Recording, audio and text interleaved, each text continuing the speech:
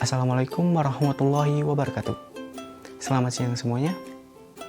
Yang terhormat, selaku Ibu dosen Perbankan Syariah 7A ataupun 7B, Ibu Erin Desmaya, dan teman-teman sekalian yang kami banggakan. Dan pada kesempatan kali ini kami akan menyampaikan isi dari materi kelompok 8 yang akan disampaikan. Yang pertama yaitu Saudari Amai, yang kedua Saudari Olive, yang ketiga Saudari Nabilah, yang keempat saya pribadi, saya sendiri, yang kelima Saudara Opa, yang keenam Saudara Iqbal, dan yang terakhir Saudari Nela. Waktu dan tempat kami persilakan. Assalamualaikum warahmatullahi wabarakatuh. Saya Amai Awali Nur Fitri. Di sini saya akan menjelaskan pengertian qord. Qord dalam arti bahasa berasal dari kata qoroda yang sinonimnya kotoa, yang berarti memotong. Diartikan demikian karena orang yang memberikan utang memotong sebagian dari hartanya untuk diberikan kepada orang yang menerima utang atau muqtarib. Menurut Syafi'i Antonio, qord adalah pemberian harta kepada orang lain yang dapat ditagih atau diminta kembali, atau dengan kata lain meminjamkan tanpa mengharap imbalan. Menurut Bank Indonesia, qord adalah akad pinjaman dari bank atau mukrib kepada pihak tertentu, muqtarib yang wajib dikembalikan dengan jumlah yang sama sesuai pinjaman. Qord adalah pinjaman yang biasanya diberikan oleh bank kepada nasabahnya sebagai fasilitas pinjaman talangan pada saat nasabah mengalami overdraft.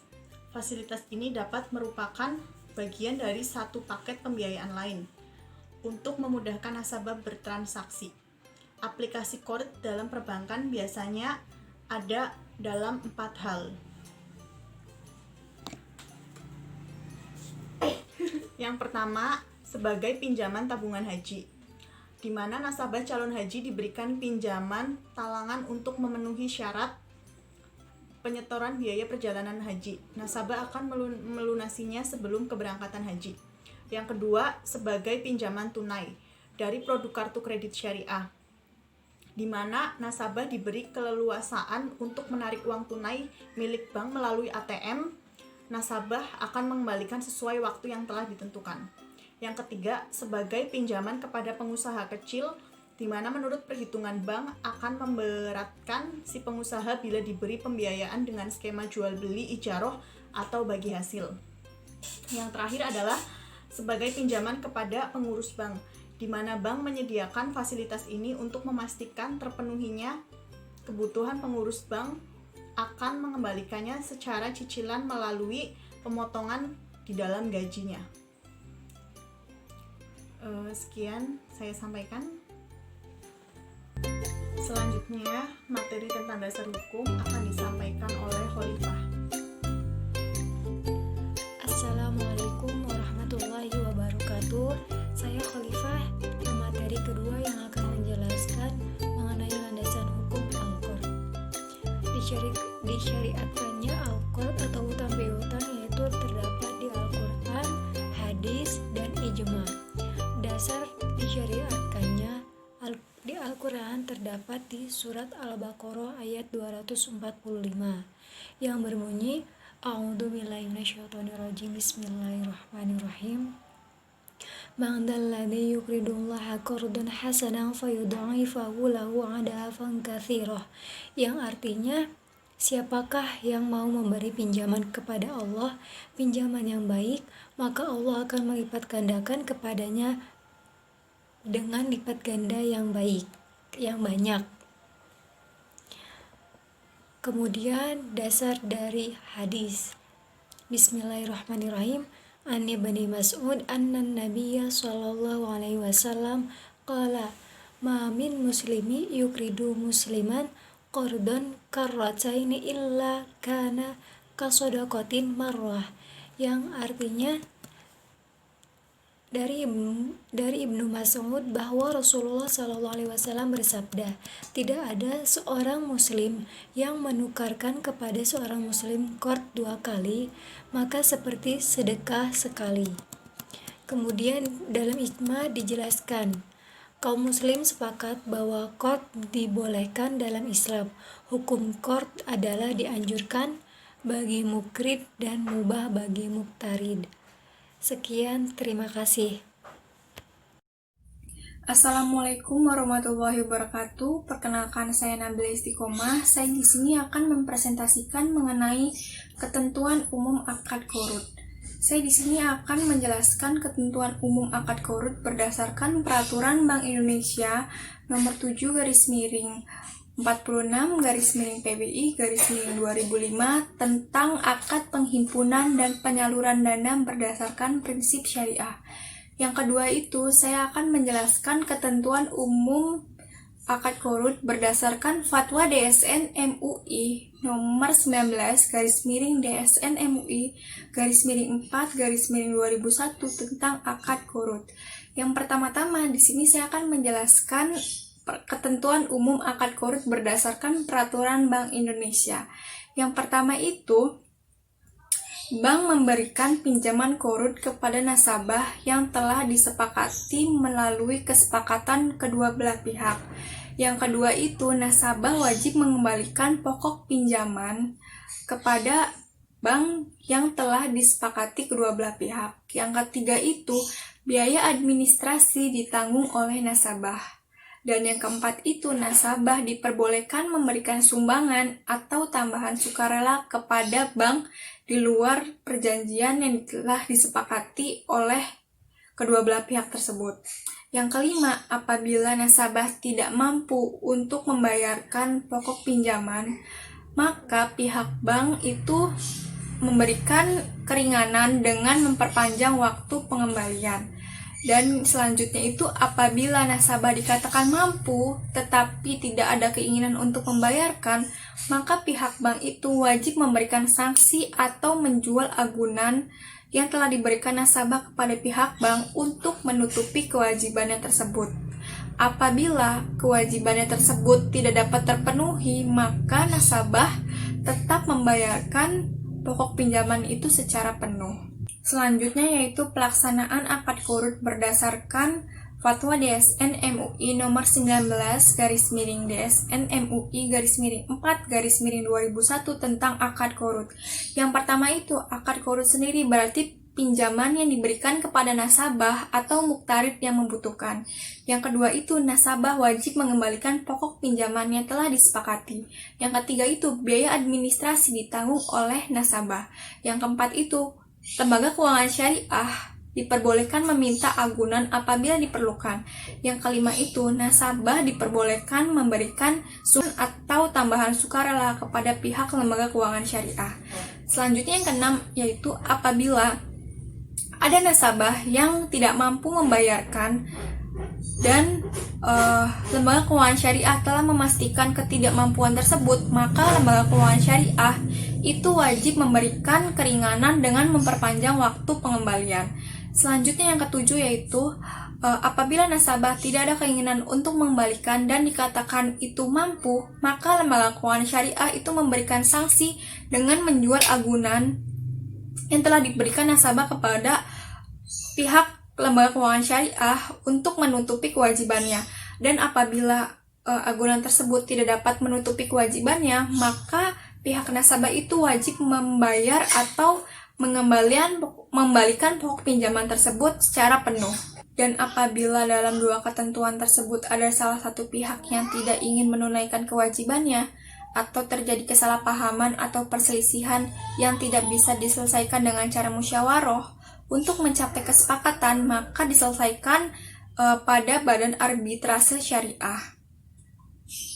Terima kasih, kurang lebihnya mohon maaf. Wassalamualaikum warahmatullahi wabarakatuh.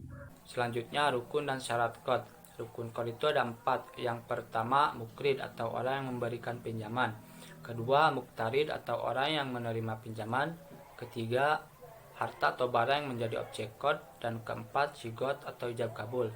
Adapun mengenai syarat-syaratnya ialah, syarat bagi mukrid dan muktarid adalah orang yang mampu mentasarufkan hartanya sendiri secara mutlak dan bertanggung jawab, yang mana dalam pengertian ini anak kecil belum mempunyai hak untuk mengelola harta, orang cacat mental dan budak tidak boleh melakukan akad qard. Selanjutnya, tanpa ada paksaan, bahwa mukrid dalam memberikan pinjaman tidak dalam tekanan dan paksaan oleh orang lain. Demikian juga sebaliknya, keduanya melakukan secara sukarela. Selanjutnya, syarat untuk barang yang menjadi objek qard adalah barang yang bermanfaat dan dapat dipergunakan.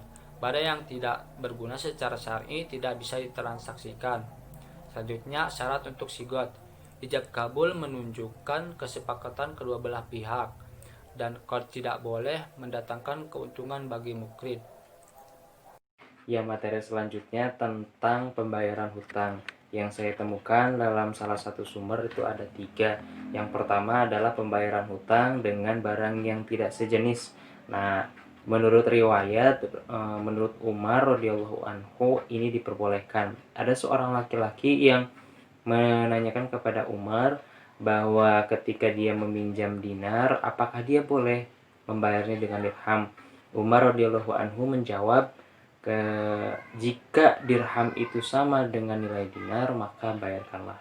Bahwasanya ini mengatakan bahwanya boleh. Yang kedua adalah ketika utang piutang itu membayarnya ada syarat tertentu. Nah, jelas bahwasanya ketika ada utang piutang dan disyaratkan, maka ini dalam Islam jelas ini tidak boleh termasuknya riba dan tidak dihalalkan dalam Islam. Yang ketiga adalah pembayaran yang tidak ada syarat atau atau kemanfaatan yang didapatkan oleh si orang yang menghutanginya. Ini dalam riwayat Ibnu Syirini bahwa ketika Ibnu Ka'ab meminjam kepada Umar radhiyallahu anhu, Ibnu Ka'ab ini memberikan buah-buahan dari hasil panennya kepada Umar bin Khattab. Nah, Umar menolaknya, akan tetapi Ibnu Ka'ab ini menjelaskan bahwa si buah ini tidak ada sangkut pautnya dengan hutang piutangnya. Ini dibolehkan dan ini adalah sebaik-baiknya dalam berhutang. Itu saja yang saya sampaikan. Terima kasih. Terima kasih kepada moderator. Bismillahirrahmanirrahim. Nama saya Nela Elvira. Di sini saya akan menjelaskan tentang implementasi qard dalam lembaga keuangan syariah. Di sini kita sudah tahu ya, qard itu merupakan salah satu jenis produk pembiayaan pada lembaga keuangan syariah atau perbankan syariah yang memiliki sumber dana tersendiri. Nah, sumber dana dari qard ini ada 2. Yang pertama dari internal, yaitu biasanya dari hasil tagihan dari pinjaman qard. Yang kedua itu dari pembiayaan sumber dana eksternal. Di sini biasanya qard itu didapat dananya itu dari bank syariah, dari pihak lain. Contohnya dari sumbangan, infak, sedekah dan sejenisnya. Kemudian bisa juga didapat dari dana yang disediakan oleh pemilik bank itu sendiri. Dan yang ketiga itu dari hasil pendapatan non halal. Kemudian sumber pendapatan bank syariah ini didapat biasanya itu dari pasifa. Nah, dari pasifanya ini ada 3 jenis. Yang pertama itu dari dana pihak pertama, yaitu dari pemilik bank itu sendiri atau dari laba bank. Yang kedua itu dari dana pihak kedua, biasanya itu didapat dari pasar uang. Kemudian yang ketiga itu dari dana pihak ketiga, yaitu dari masyarakat atau dari nasabah. Contohnya itu berupa giro, tabungan, deposito berjangka, dan kewajiban lainnya yang harus segera dibayarkan.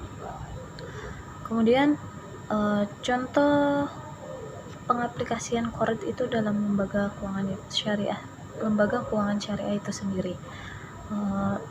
Yang pertama itu biasanya sebagai pinjaman dana talangan haji. Di sini biasanya calon jamaah haji itu diberikan pinjaman untuk memenuhi persyaratan untuk penyetoran pembiayaan dana haji. Biasanya calon jamaah haji ini harus melunasinya sebelum jamaah haji tersebut berangkat ke tanah suci. Kemudian yang kedua itu biasanya sebagai pinjaman tunai dari produk kartu kredit syariah. Nah, biasanya nasabah ini akan mengembalikan pinjaman tunai tersebut di waktu yang sudah ditentukan dari bank syariahnya itu sendiri. Kemudian yang ketiga sebagai pinjaman kepada pengusaha-pengusaha kecil. Nah, karena sebenarnya fungsi yang lebih dominan itu untuk pembiayaan atau pinjaman kepada masyarakat yang ingin membuka peluang usaha-usaha yang kelasnya masih kelas tingkat menengah ke bawah. Jadi biasanya pengusaha-pengusaha kecil ini melunasinya dengan cara harian ataupun bulanan. Kemudian yang terakhir itu bisa juga sebagai pinjaman kepada pengurus banknya itu sendiri. Biasanya pengurus banknya ini akan mengembalikan dananya secara berangsur-angsur atau dengan cara dicicil melalui pemotongan gaji. Sekian presentasi dari Nela. Nela kembalikan kepada moderator. Oke, terima kasih kepada pemateri yang telah menyampaikan isi dari materinya dan teman-teman sekalian yang telah memperhatikan ataupun mendengar kami. Kami cukupkan, kurang lebihnya mohon maaf. Wassalamualaikum warahmatullahi wabarakatuh.